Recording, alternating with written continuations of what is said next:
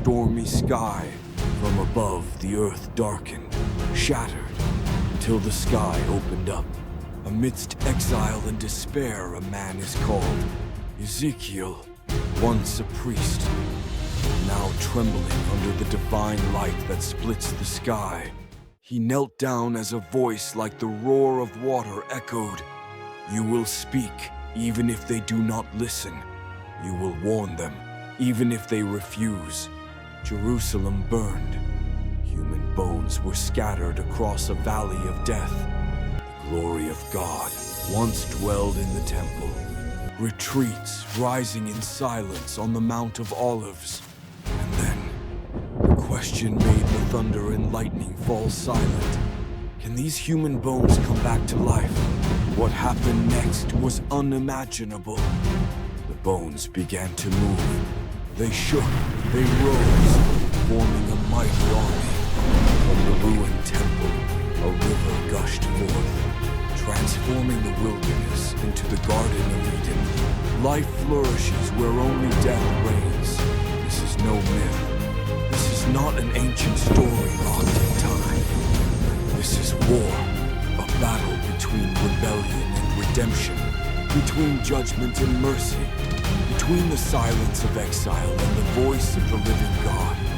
The battle has only just begun. Ezekiel, the mystery of the Valley of Dry Bones, a story of fire, destruction, and resurrection. In the 5th year of the exile, under the scorching sun of Babylon, the people of Israel sat scattered, broken, bitter, and silent with despair, along the banks of the Chebar River, where memories of Jerusalem fade like smoke. A young priest named Ezekiel has a heart torn between duty and failure. He was supposed to serve in the temple of God, but that temple is now in ruins. His people whisper. The elders sighed. Hope was fading in the unfamiliar dust. And then, the heavens opened. Without warning, a fierce storm came from the north. Fire swirled in the sky. Thunder broke the silence. In that terrifying light, Ezekiel saw something no one had ever seen before. 4 living creatures, each with 4 faces. A lion, an ox, an eagle, a man. Beside them were wheels full of eyes, spinning perfectly, moving without turning back. Above them, a vast expanse of crystal, and on it, a throne, bright and alive. On the throne there was a person who looked like a man, but burned like fire. The voice rang out. Son of man, stand on your feet. I sent you. Trembling, Ezekiel fell to the ground. Lord, I am not a prophet. But God did not refuse. The scroll appeared, covered front and back with words of sadness and judgment. He told him to eat it, to make it a part of himself. Eat and speak. Whether they hear or not, they will know that a prophet has been among them. And so begins a journey that will tear apart kingdoms and open the gates of heaven. Ezekiel has been called. What happens next will shake the world. Call is just the beginning. Now the obedience, now the payment. When Ezekiel returned from the vision, he was no longer the same man. Fire in his eyes reflected not only what he had seen, but also what he carried within himself. Message, burden, a divine command would make him the most controversial figure in the camp, not only through words, but also through living prophecy, embodied, strange, and unlistened. God's commands are specific and brutal. Lie on your left side for 390 days, 1 day for each year of Israel's rebellion. And he did. Under the scorching sun of Babylon, Ezekiel lay on the hard ground. Every day he did not return, ate little, and rarely spoke. At first everyone laughed. "He's out of his mind," they whispered. "A prophet? More like a madman." But as the days turned into weeks, and the weeks into months, the laughter died away. Anxiety crept in. Fear began to settle in the exiles' bones like dust. Why would anyone endure such humiliation if they didn't witness something terrible? Or the truth? Then came the second act. Ezekiel got up and baked bread, but not with wood or coal. "Why do you defile your food like that?" a woman cried out, her eyes wide with disgust. "Because in Jerusalem," he replied, "the survivors will cook on human waste. Hunger, filth, despair. The message could not be clearer. A siege is imminent." Next, Ezekiel took his sword and shaved off his hair and beard, a public act of shame and mourning. And then, in silence, he divided his hair into 3 equal parts. 1/3 he burned in the fire, 1/3 he slashed with a sword, 1/3 he scattered to the wind. The last few strands of hair he tucked into his cloak, and as the horrified crowd watched in silence, he said, "Likewise in Jerusalem, 1/3 will die of plague and famine, 1/3 will die by the sword, 1/3 will be scattered among the nations, but a small trembling remnant will survive." The people began to panic. Even Zadok, who had once mocked Ezekiel, now looked on with worried eyes. However, there is still hope. Many believe that Jerusalem could still be spared. After all, the temple is the house of God. But Ezekiel knew what they refused to admit.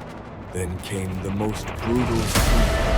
One night the Spirit of God lifted up Ezekiel and took him to Jerusalem, not the holy city of his memories, but defiled, polluted ruin. Inside the temple he saw disgusting things. The elders bowed before the idols, women weeping over god Tammuz. The temple has become a breeding ground for corruption. The temple became a breeding ground for corruption. And then, the unimaginable. "Do you see what they did to my house?" the Lord judges. "I will withdraw from them." Ezekiel observes the glory of God. Once sat on the guardian angels, ascending to the Holy of Holies, hovering at the temple gate, stopping on the Mount of Olives. The void is waiting to give Jerusalem one last chance to repent. They did not. So the glory flew up, disappeared into heaven. The Lord has left his temple. This is no longer just symbolic. It's a statement. Protective coating is gone. And soon, the consequences happened. The fall of Jerusalem. News from the west is like a knife stabbing into the heart. The Babylonian army broke down the city gates. Temples were looted, and altars were broken.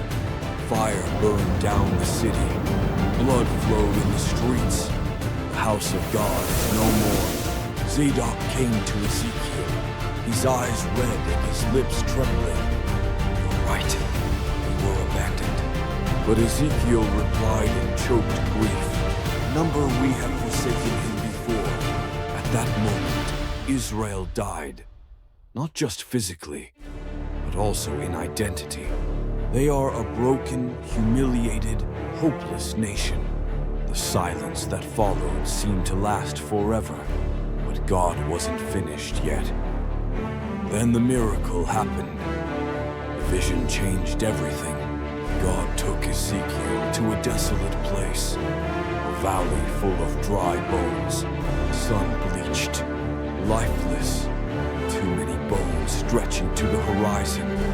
"Human," the voice asked, "can these skeletons come back to life?" Ezekiel stared. No blood, no veins, just dust, just death. "Lord, only you know." Then the command rang out, "Prophesy." speak to these bones." And he did. "Dry bones, hear the word of the Lord. I will cause breath to enter you, and you will live." The ground shook. A strange noise echoed throughout the valley. Bones for bones, strangely clustered together. Tendons form, flesh grows. Soon thousands of fully formed bodies stood before him. They have no breath. Then the Lord said, "Tell the prophecy to the god, called from four winds." Ariel Cheo obediently, and howling wind. The Lord's breath covers those who are killed.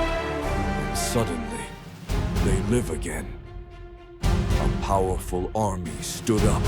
It is not the conquering warriors, which is the symbol of hope. "These skeletons are the whole of the Israelites," the Lord said. "They say, our hope is lost. But I will take you back. I will put my God in you. You will live." It is not just a recovery. It is the resurrection. Not only the resurrection of a nation. It is the resurrection of a promise. God does not forsake his covenant. Though his people were faithless, he remained faithful. Ezekiel stood there in amazement, holding his breath. The valley that once reeked of death is now filled with life. The exile was not over. The temple lay in ashes. Something had changed. God has spoken, not with wrath, but with hope. And Ezekiel knew, this is not the end. This is the beginning of something eternal. God's plan was never just survival. It was transformation. After judgment, after death, after the valley of dry bones, God revealed something much greater to Ezekiel. The promise of holy renewal is beyond imagination. "I will give them a new heart," declares the Lord. "I will put a new spirit within them, and I will be their God. They will be my people." Then the hand of God took Ezekiel up to a high mountain, and there, rising in glory, a temple stood tall.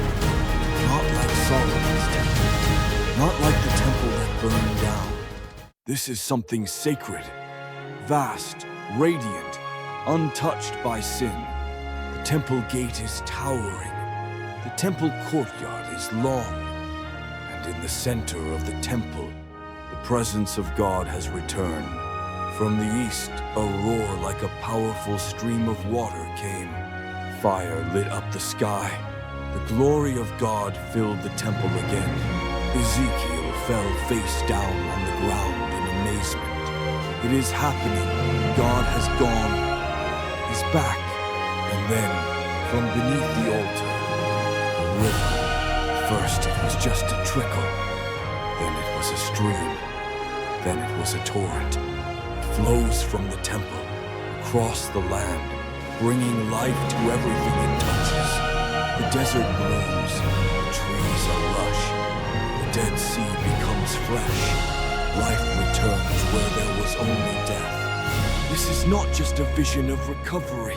It is a prophecy of the future, of soft hearts, of reborn spirits, of a people who will never go astray again. One day, God whispered, "I will not dwell in temples of stone, but in the hearts of men, and the city shall be called, the Lord is there." Ezekiel's journey ends, but the new covenant has just begun.